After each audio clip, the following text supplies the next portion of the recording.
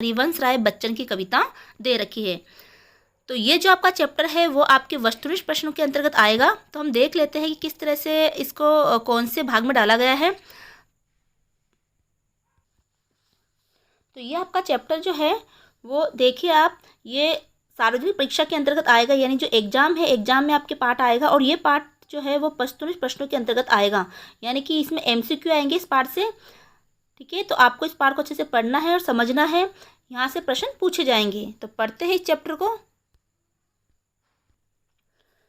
तो इस पाठ के अंतर्गत रामधारी सिंह जो दिनकर है उसके परशुराम के उपदेश नामक कविता दे रखी है, और साथ में जो हरिवंश राय बच्चन है उनकी कविता दे रखी है, क्या भूलूं क्या याद करूं मैं, है ना। तो अभी हम रामधारी सिंह दिनकर की कविता पढ़ेंगे और अगले वीडियो के अंतर्गत हम हरिवंश राय बच्चन की कविता पढ़ेंगे, वरना ये वीडियो बड़ा हो जाएगा, क्योंकि पाठों को अच्छे से पढ़ के समझना है, इसके अर्थ को समझना है, क्योंकि यहाँ से व्याख्या भी आ सकती है। ठीक है, और साथ में ही वस्तुनिष्ठ प्रश्न तो पूछे ही जाएंगे। तो पढ़ते हैं चैप्टर को। तो परशुराम के उद्देश्य, देखो ये जो कविता है वो हमारे भारत देशवासियों को संबोधित करके लिखी गई है।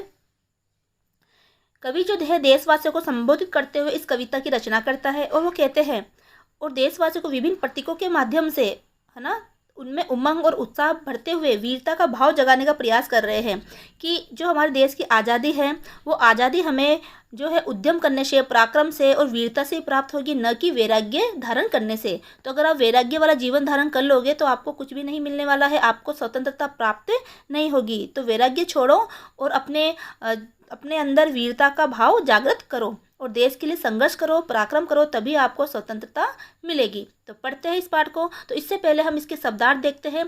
देखो, विभा, विभा का मतलब होता है चमक या क्रांति। पीयूष, पीयूष यानी होता है अमृत। तुंग यानी होता है ऊंचा। शैल शिखर यानी पर्वत की चोटी या अमृत, सॉरी जो पर्वत की चोटी, तो शैल शिखर का मतलब होता है पर्वत की चोटी। और सोम, सोम का मतलब होता है रस या अमृत, तो सोम अमृत को कहा जाता है। इसी प्रकार ये अर्थ है अस्निघात यानी वज्र के समान कठोर चट्टान। संगीन, संगीन एक नुकीला हथियार होता है जो बंदूक के आगे लगाया जाता है। शोणित, शोणित का मतलब होता है खून। अयाल, अयाल मतलब होता है सिंह के बाल, यानी शेर के जो गर्दन के बाल होते हैं उसको अयाल कहा जाता है। फिर है क्रीची, क्रीची का मतलब होता है छोटी बर्छी, जो पेट में घोंपी जाने वाली तलवार या कटार होती है। छोटी बर्छी या कटार आपने देखा होगा, है ना, तो उसको क्रीची कहते हैं। चाम, चाम यानी होती है चमड़ी या त्वचा की खाल, त्वचा या खाल। तो ये इसके शब्दार्थ है। अब हम इस पाठ को पढ़ते हैं, इसकी कविता को हम पढ़ते हैं। देखिए, पहले हम पूरी कविता को पढ़ लेते हैं, फिर इसके एक एक पद का हम अर्थ देखेंगे। वैराग्य छोड़ बाहों की विभा संभालो, चट्टानों की छाती से दूध निकालो। हे रुकी जहां भी धार, सिल्लाए तोड़ो, पीयूष चंद्रमाओं को पकड़ निचोरो। चढ़ तुंग सेल शिखर पर सोम पियोरे, योगियों नहीं विजय के सदृश जियोरे। स्वतंत्र जाति की लगन व्यक्ति की धुन है, बाहरी वस्तु यह नहीं भीतरी गुण है। नत हुए बिना जो असली घात सहती है, स्वाधीन जगत में वही जाति रहती है। वीरत्व छोड़ पर का मत चरण गहोरे, जो पड़े आन खुद ही सब आग सहोरे। आंधियां नहीं जिसमें उमंग भरती है, छातियां जहां संगीनों से डरती है। शोणित के बदले जहां अश्रु बहता है, वह देश कभी स्वाधीन नहीं रहता है। पकड़ो अयाल अंधड़ पर उछल चढ़ोरे, किरीचियों पर अपने तन का चाम मंडोरे। तो इस तरह से ये कविता आपकी है। अब इसका हम अर्थ देखते हैं। तो पढ़ते हैं हम रामधारी सिंह दिनकर की कविता परशुराम के उपदेश। तो ये जो कविता है वो उस समय लिखी गई थी जब हमारा देश आज़ाद हो गया था, लेकिन हमारे देश के ऊपर चीन ने भी आक्रमण किया था। तो आज़ादी के बाद जब चीन ने आक्रमण हमारे देश पर किया, तो चीन के आक्रमण से बचाने के लिए हमारे देश को, लोगों को जागरूक करने के लिए कविता लिखी गई थी। वैराग्य छोड़ बाहों की विभा संभालो, चट्टानों की छाती से दूध निकालो। तो कवि यहाँ कह रहा है कि आपको वैराग्य छोड़ना है, कि हे भारतवासियों, हे देशवासियों, वैराग्य को छोड़ो, क्योंकि वैराग्य, अगर वैरागी व्यक्ति होगा तो उसको कभी भी स्वतंत्रता प्राप्त नहीं होगी, क्योंकि वैरागी व्यक्ति को संसार से कोई लेना देना नहीं होता है ना। तो कवि कह रहा है कि वैराग्य धारण करने से हमें स्वतंत्रता या हमारे देश को जो है युद्ध के समय उन शत्रुओं से छुटकारा नहीं मिलेगा। तो वैराग्य छोड़ बाहों की विभा संभालो, तो विभा का मतलब होता है क्रांति। शक्ति, तो यहाँ भाव की विभा से मतलब है कि आपकी भुजाओं की ताकत, कि आपको है देशवासियों, है भारतवासियों, वैराग्य को त्याग दो और अपनी जो भुजाओं की ताकत को पहचानो। चट्टानों की छाती से दूध निकालो। चट्टानों की छाती से दूध निकालना मतलब कठिन परिस्थितियाँ, दुर्गम रास्ते सहते हुए भी अमृतों को प्राप्त करना, यानी कि विजय को प्राप्त करना। दूध निकालना मतलब विजय को प्राप्त करना, यानी कठिन परिस्थिति है, शत्रु ने आप पे आक्रमण कर दिया है, तो इस कठिन परिस्थिति को चीरते हुए, हटाते हुए, है ना, उसको पार करते हुए आपको विजय प्राप्त करनी है। हे रुकी जहाँ भी धार, सिल्लाएं तोड़ो, कि जहाँ भी आपकी धार रुकेगी, यानी जहाँ भी आप कदम रखोगे वहीं की सिल्लाओं को तोड़ दो, यानी वहाँ शत्रुओं की सेना को परास्त कर दो और आप आगे बढ़ो। तो आपको संसार के प्रति अगर आप उदासीन हो जाओगे तो उदासीनता का मार्ग छोड़ना पड़ेगा और सक्रम आगे बढ़ना पड़ेगा। पीयूष चंद्रमा को पकड़ निचोड़ो। तो पीयूष चंद्रमा, देखो पीयूष चंद्रमा का पकड़ कर निचोड़ने का मतलब ये निकलता है यहाँ पर कि शरद पूर्णिमा के दिन चंद्रमा की जो चंद्रमा से अमृत वर्षा होती है, ऐसा कहा जाता है कि शरद पूर्णिमा के दिन चंद्रमा से अमृत वर्षा होती है। यहाँ कवि का तात्पर्य ये है कि चंद्रमा से जो अमृत तत्व होता है ना, उसे पाने की चेष्टा करो, अर्थात ऊंचे ऊंचे लक्ष्य बनाकर उसका बहुमूल्य तत्व पाने की कोशिश करो। यानी आपका ऊंचा लक्ष्य प्राप्त करना, ऊंचा लक्ष्य क्या, अपने देश को उस आक्रमण के समय विजय प्राप्त करवाना, है ना। तो पीयूष चंद्रमा को पकड़ निचोड़ो, यानी अमृतत्व को प्राप्त करो और ऊंचे ऊंचे लक्ष्य बनाकर अमृतत्व को, बहुमूल्य अमृतत्व को प्राप्त करना। चढ़ तुंग शैल शिखरों पर सोम पियोरे। अब देखो, चढ़ तुंग शैल शिखर मतलब जिस प्रकार कोई पर्वतारोही होता है वो सबसे ऊंची चोटी पर चढ़कर अपने विजय की पताका लहराता है वहां पर, उसी प्रकार आपको भी ऊंचाई पर चढ़ के आनंद प्राप्त करना है और वैसे ही सभी बाधाओं को पार करके विजय का अमृत पान करना। तो आपको तुंग शैल शिखर यानी पर सोम पीना मतलब विजय प्राप्त करना, विजय रूपी अमृत प्राप्त करना। तो सभी बाधाओं को सहते हुए आपको विजय का अमृत पान करना है। योगी नहीं विजय के सदृश्य जियो रे, यानी आप योगी के समान आपको नहीं जीना है, आपको एक विजय के सदृश्य आपको जीना है। स्वतंत्र जाति की लगन व्यक्ति की धुन है, बाहरी वस्तु यह नहीं भीतरी गुण है। तो देखो, स्वतंत्र जाति की लगन है, व्यक्ति की धुन है।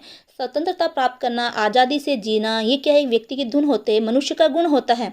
देखो, एक पशु पक्षी भी स्वतंत्र होकर रहना चाहता है, तो जब मनुष्य जब गुलाम होता है या उसमें स्वतंत्रता पर संकट मंडराता है तो वह स्वतंत्र होने के लिए बेचैन होने लगता है, अपनी स्वतंत्रता को बचाने के लिए वो कार्य करने लगता है। तो ये तो व्यक्ति की धुन है, ये बाहरी वस्तु नहीं है बल्कि भीतरी गुण है, यानी कि स्वतंत्रता कोई बाहरी वस्तु नहीं है, ये आपके भीतर का गुण है। तो भारतवासियों ने जिस तरह आज़ादी प्राप्त करने के लिए, है ना, अंग्रेजों से संघर्ष किया, है ना, और आज़ाद होने के बाद भी इस देश पर अगर संकट आया है तो जागरूक लोगों ने स्वतंत्रता की चेतना का प्रचार किया। इसी प्रकार इसी भाव से कवि ने इस पंक्ति में व्यक्त करते हुए कहा है कि सभी मानव स्वतंत्र रहना चाहते हैं, वह मनुष्य जाति की लगन और प्रत्येक व्यक्ति की धुन भी है, क्योंकि स्वतंत्रता हमारा भीतरी गुण है, न कि बाहरी गुण। तो संसार में वही राष्ट्र स्वतंत्र रह पाता जिसमें स्वाभिमान है, जो स्वतंत्रता के लिए बिना झुके मुसीबतों की चोट सह लेता है। तो यही नत हुए बिना जो असनी घात सहता, असनी घात यानी कठोर वज्र के समान चोट, कि बिना नत हुए मतलब झुके बिना, जो झुके बिना भी कठोर चोट को सहता है, कठोर मुसीबत रूपी चोट को सह लेता है। स्वाधीन जगत में वही जाति रहती है। तो इस स्वाधीन जगत में वही जाति जीती है, वही जाति आज़ादी के रूप में अपना जीवन यापन करती है। वीरत्व छोड़ पर का मत चरण गहो ने, कि आपको कहे देशवासियों, तुम वीरता छोड़कर दूसरों का पैर मत पकड़ो, अर्थात किसी की दास्ता स्वीकार मत करो। आग से गुजरते हुए, यानी कि जो पड़े आन, खुद ही सब आग सहो रहे, यानी आग से गुजरते हुए या कठिनता सहते हुए अपने आन बचाए रखना है। जो पड़े आन यानी अपने आन बान पर अगर कोई मुसीबत पड़ती है तो आपको कठिनाइयों को सहते हुए भी अपने आन बान को बचाए रखना है। तो देखो, यहाँ पर भी कई बार प्रश्न एमसीक्यू में बनते हैं, जिस तरह से असनी घात सेना, है ना, चरण गहना का क्या अर्थ निकलता है, आग सेना का क्या तात्पर्य निकलता है। ठीक है, अब आगे देखते हैं। आंधियाँ नहीं जिसमें उमंग बढ़ती है, यानी अगर सामने लोगों के सामने कठिनाई आने पर भी उत्साह जागे, है ना, उत्साह न जागे, यानी अगर आंधियाँ नहीं, आंधी यानी कि कठिन परिस्थिति अगर आपके सामने आ गई उस समय उत्साह नहीं जगता, है ना, उमंग नहीं जगता। छातियाँ जहाँ संगीनों से डरती है, जहाँ पर छातियाँ संगीनों मतलब होती है छोटी सी कटार होती है ना, जो पेट में घोंपा जाता है ना युद्ध के समय। तो छातियाँ जहाँ संगीनों से डरती है, अगर छातियाँ उन संगीनों से डर जाएगी, है ना, वो वीर डर जाएंगे। तो जहाँ के नागरिक खून बहाने से डरते हैं, यानी शोणित के बदले जहाँ अश्रु बहता है, यानी शोणित यानी होता है खून, तो शोणित बहाने की जगह आप आंसू बहाते हो, शोणित बहाने से डरते हो, यानी खून बहाने से डरते हो, वे देश कभी स्वाधीन नहीं रहता है। तो वो देश कभी भी स्वाधीनता को, स्वतंत्रता को प्राप्त नहीं कर पाएगा। पकड़ो अयाल अद्धड़ पर उछल चढ़ोड़े। पकड़ो अयाल, अयाल का मतलब होता है शेर की गर्दन के बाल। तो कवि कहता है कि आपको शेर की गर्दन के बाल पकड़कर उसकी पीठ पर चढ़ जाना है, अर्थात शेर की गर्दन किसकी कौन है? शत्रु सेना। तो आपको शत्रु सेना पर चढ़ जाना है, उसके ऊपर हमला बोल देना है और उनको पराजित करना है। क्रीचियों पर अपने तन का चाम चढ़ोड़े। क्रीची जो हथियार होता है, तो क्रीची पर अपने बलिदान रूपी अपने बलिदानी का जो आपकी चाम है, आपकी चमड़ी है ना, अपना आपका तन है, आपका शरीर है, तो उन क्रीचियों पर आपके शरीर का बलिदान कर देना है। किसके लिए? अपने देश को विजय प्राप्त करवाने के लिए। तो इस तरह से ये कविता थी। अब इसको हम एक बार अंश से भी पढ़ते हैं। तो देखो, अब भी जो हमने कविता पढ़ी है उसका अर्थ मैंने आपको बताया है, तो आप इससे संबंधित प्रश्न के उत्तर आराम से दे सकते हो, क्योंकि आपको पता है कि इस पाठ से एमसीक्यू आएंगे, वस्तुनिष्ठ प्रश्न आएंगे। तो पहला प्रश्न है, कवि ने किसके समान जीने के लिए कहा है? तो हमने पढ़ा कि कवि ने क्या हमें वैराग्य के समान जीने के लिए कहा है? नहीं। योगी के समान जीने के लिए कहा है? नहीं। चट्टानों के समान? नहीं। विजय के समान, यानी हमें वीरता और विजय के समान जीने के लिए कहा, तो ये इसका आंसर है। तो किसके समान जीने के लिए कहा है? विजय के समान। अगला है, जाति की लगन और व्यक्ति की धुन किसे कहा गया है? तो जाति की लगन और व्यक्ति की धुन स्वतंत्रता को कहा गया है। कवि के अनुसार स्वाधीनता के लिए किसे बहा देना उचित है? तो हमने पढ़ा था कवि स्वाधीनता के लिए खून को बहाना उचित है, तो यहाँ पर आएगा खून को बहाना उचित है। तो ये इसका आंसर है कि खून को बहाना। अब देखते हैं आगे। तो अब इस अंश को पढ़ते हैं हम, यानी कि ये जो आपकी कविता उसको 3 भागों में बांटा गया है, 3 अंशों में बांटा गया है। तो पहले हम एक बार कविता को दोबारा पढ़ लेते हैं यहाँ से। वैराग्य छोड़ बाहों की विवाह संभालो, चट्टानों की छाती से दूध निकालो, हे रुकी जहां भी धार सिल्लाए तोड़ो, पीयूष चंद्रमाओं को पकड़ निचोड़ो। चढ़ तुम शैल शिखरों पर सोम पियो रे, योगियों नहीं विजय की सदृश्य जियो रे। तो वैसे मैंने इसका अर्थ आपको बता दिया है, लेकिन एक बार अंश से पढ़ते हैं, क्योंकि यहाँ से भी कई बार प्रश्न जो छोटे छोटे क्वेश्चन है आपके एमसीक्यू वाले बनते हैं, तो अच्छे से आपको पढ़ना है।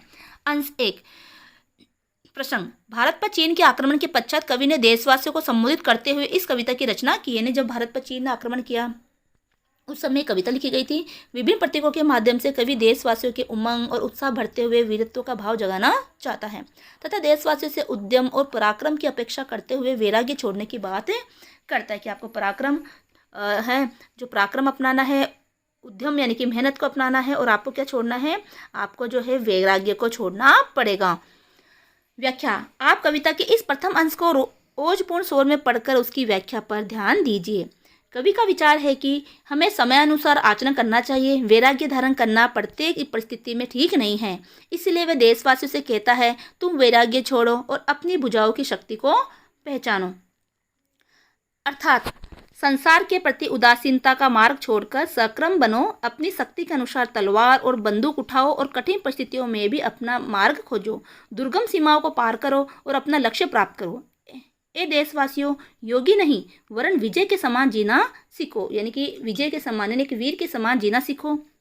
विजय के सदृश जियो रे पंक्ति में कवि देशवासियों को कर्मठ बनाना चाहता है, यानी कि उद्यमी, काम करने वाला बनाना चाहता है। वह चाहता है कि देशवासी जीवन संग्राम में अपने कर्तव्य पथ पर सदा विजय बने। इस पंक्ति में उपमा अलंकार का सौंदर्य भी दिखाई देता है। योगी योग ध्यान में लीन सांसारिक मोह से दूर चुप बैठा होता है। अब देखो, योगी क्यों नहीं बनना? क्योंकि योगी को किसी से कोई मतलब नहीं होता है, ठीक है। तो सांसारिक मोह से दूर चुपचाप बैठा होता है, जबकि वीर विजय की तलाश में कर्तव्य पथ पर चलता हुआ विजय पताका फहराकर ही दम लेता है। कवि यहाँ कहना चाहता है कि संघर्ष की जरूरत के समय योगियों से देश का उद्धार नहीं होगा, वीरों से ही देश की रक्षा होगी। दोनों की विशेषता इस प्रकार है। तो देखो, संघर्ष के समय तो हमें कौन चाहिए? वीर चाहिए, न कि योगी।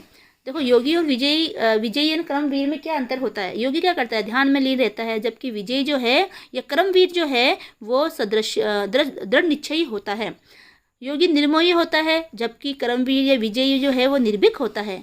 योगी असंसारिक होता है, यानी उसको संसार से कोई लेना देना नहीं है, जबकि विजयी एक वीर के समान जीता है। योगी निष्क्रिय होता है, जबकि विजयी उत्साही होता है। योगी जो है वो उदासीन होता है, जबकि कर्मवीर जो है परिश्रमी होता है। लेकिन कवि का तात्पर्य ये नहीं है कि हमेशा लड़ाई झगड़े करते रहो। अहिंसा को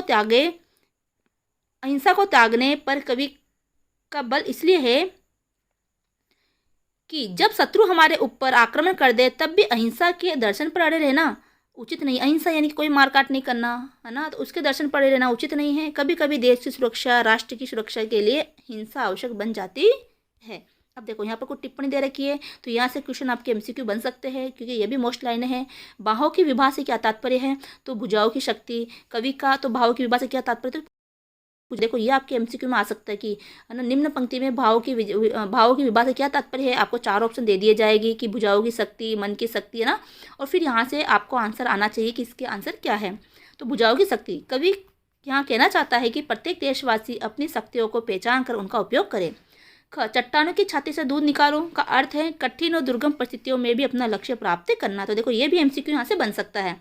पीयूष चंद्रमाओं को पकड़ निचोड़ो, ऐसा माना जाता है कि शरद पूर्णिमा के दिन चंद्रमा से अमृत वर्षा होती है। यहाँ कवि का तात्पर्य है कि चंद्रमा में जो अमृत तत्व है उसे पाने की चेष्टा करो, अर्थात ऊंचे से ऊंचा लक्ष्य बनाकर अपना बहुमूल्य तत्व पाने की कोशिश करो। तो देखो पीयूष चंद्रमा को पकड़ निचोड़ो का मतलब ऊंचे से ऊंचा लक्ष्य बनाकर प्राप्त करना। चढ़ तुंग शैल शिखरों पर सोम पियोरे, जिस प्रकार कोई पर्वतारोही सबसे ऊंची चोटी पर चढ़कर अपनी विजय की पताका लहरा देता है और ऊंचाई का आनंद प्राप्त करता है, वैसे ही सभी बाधाओं को पार करके विजय का अमृत पान करना। तो चढ़ तुंग शैल शिखर पर सोम पियोरे पंक्ति का क्या आशय है, आपको 4 ऑप्शन दे दिए जाएंगे और उसमें से जो ऑप्शन है वो आपको आंसर लगाना। तो इसका मतलब निकलता है सभी बाधाओं को पार करके विजय का अमृत पान करना। अब इससे संबंधित कुछ प्रश्न दे रखे हैं। 5.1 पाठागत प्रश्न है, असंभव लगने वाले उद्देश्य को कैसे संभव बनाया जा सकता है। तो असंभव लगने वाले उद्देश्य को हम कैसे संभव बना सकते हैं, क्या तपस्या करके, सिल्लाएं तोड़कर, या भुजाओं के बल से, या सोच का पान करके। तो इसका आंसर आएगा भुजाओं के बल से। तो असंभव दिखने वाले कार्य को भी हम भुजाओं के बल से कर सकते हैं। हे रुकी जहाँ भी धार प्रतीक है, तो हे रुकी जहाँ भी धार ये किसका प्रतीक है। तो हम देखते हैं कि पानी की धार का, मार्ग में आने वाली बाधाओं का, नदी की धार के बीच में आई चट्टान का, ये रास्ते में पड़ने वाले तालाब का। तो इसका आंसर क्या आएगा कि मार्ग में पड़ने वाली बाधाओं का ये प्रतीक है। तो जो भी मार्ग में पड़ने वाली बाधा है इसका प्रतीक है जहाँ भी रुकी धार।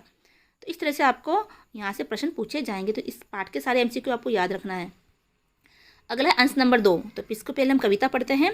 सावतंत्र जाति की लगन व्यक्ति की धुन है, बाहरी वस्तु यह नहीं भीतरी गुण है। नत हुए बिना जो असनी घास रहती है, स्वाधीन जगत में वही जाती रहती है। विरुद्ध छोड़ पर का मत चरण गहोरे, जो पड़े आन खुद ही सब आग सहोरे।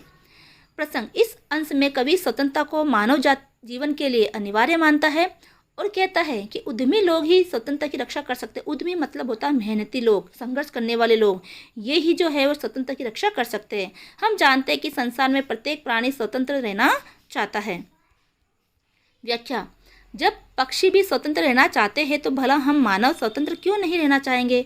मनुष्य जब गुलाम होता है या उसकी स्वतंत्रता पर संकट मंडराता है तो वह स्वतंत्र होने या स्वतंत्रता को बचाने के लिए क्या नहीं करता। भारतवासियों ने आज़ादी पाने के लिए अंग्रेजों से संघर्ष किया। आज़ाद होने के बाद भी इस देश पर संकट आया तो जागरूक लोगों ने स्वतंत्रता की चेतना का प्रचार किया। तो जब अंग्रेजों से संघर्ष किया, आज़ाद होने के बाद भी जब देश पर संकट आया, यानी कि जब हमारे देश पे क्या आया, संकट आया आज़ाद होने के बाद, जब चीन ने हमारे ऊपर देश पर आक्रमण किया, तब भी जो है हमारे देश में लोगों में जागरूकता का प्रचार किया गया। इसी भाव को कवि ने इस पंक्ति में व्यक्त किया करते हुए कहा है, सभी मानव स्वतंत्र रहना चाहते हैं। यह मनुष्य जाति की लगन और प्रत्येक व्यक्ति की धुन या इच्छा है। उनकी सीखी हुई आदत नहीं बल्कि मौलिक प्रवृत्ति है। संसार में वही राष्ट्र स्वतंत्र रह पाता है जिसमें स्वाभिमान है, जो स्वतंत्रता के लिए बिना झुके मुसीबतों की चोट से लेता है। कवि आगे कहता है कि हे देशवासियों, तुम वीरत्व छोड़कर दूसरों का पैर मत पकड़ो, अर्थात किसी की उदारता मत स्वीकारो। आग से गुजरते हुए या कठिनाइयाँ सहते हुए अपनी आन बचाए रखो। अब अंश नंबर 3 है। देखो टिप्पणी दे रखी है, अस्नीन घास सहना क्या है, कठोर से कठोर चोट सहना।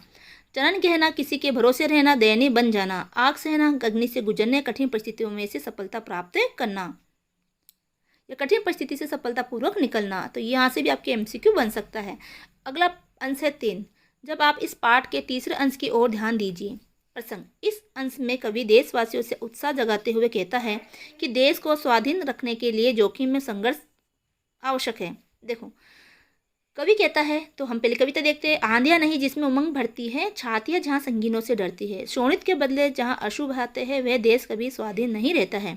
पकड़ो अयाल अद्धड़ पर उछल चढ़ोरे, क्रीची पर अपने तन का चाम मनोरे। कवि कहना चाहता है कि शेर के अयाल पकड़ने का साहस रखो, आंधियों पर सवारी करने का हौसला दिखाओ और क्रीचों को अपनी खाल से मरने की निर्भीकता का प्रदर्शन करो। अर्थ हुआ कि साहस, हौसले, चुस्ती फुर्ती दिखाने के साथ साथ अपने शरीर का बलिदान करने वाली निर्भीकता ही वीरत्व की पहचान है। जिस देश में ऐसे वीर होंगे वहीं देश स्वाधीन रह सकता है। आशय यह है कि देशवासियों, तुम शत्रु की गर्दन पकड़कर शत्रु सेना पर टूट पड़ो। इस क्रम में तुम भी शत विशत हो सकते हो, मगर इसकी बिल्कुल भी परवाह न करो। स्वाधीन रहने की कीमत मृत्यु भी हो सकती है। अब इसमें कुछ टिप्पणी दे रखी है। कवि ने आंधियों का प्रयोग शत्रु के सेना के लिए किया है। एक विशाल सेना जो आंधी की भांति आगे बढ़ती चली आ रही है। एक वीर अब उनको देखकर युद्ध के लिए उमंग से भर उठता है, जहां अंधड़ शत्रु रूपी आंधी का प्रतीक है। तो अब यहाँ प्रश्न यहाँ भी बनता है। देखो अंधड़ किसका प्रतीक है, तो अंधड़ है शत्रु रूपी आंधी का प्रतीक है। तो ये एक एमसीक्यू आपके यहाँ से बनता है। तो मैं आपको एमसीक्यू बताती जा रही हूँ, कहाँ कहाँ से आपके क्वेश्चन इसमें बन सकते हैं एमसीक्यू के अंतर्गत, तो आपको ध्यान से पढ़ते रहना है।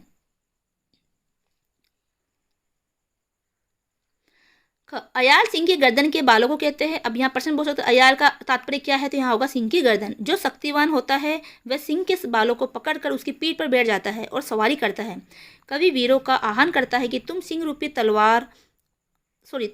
ताकतवर शत्रु को देखकर डरो मत, उस पर चढ़ बैठो। तो इस तरह से ये कविता आपकी होती है कंप्लीट, है ना।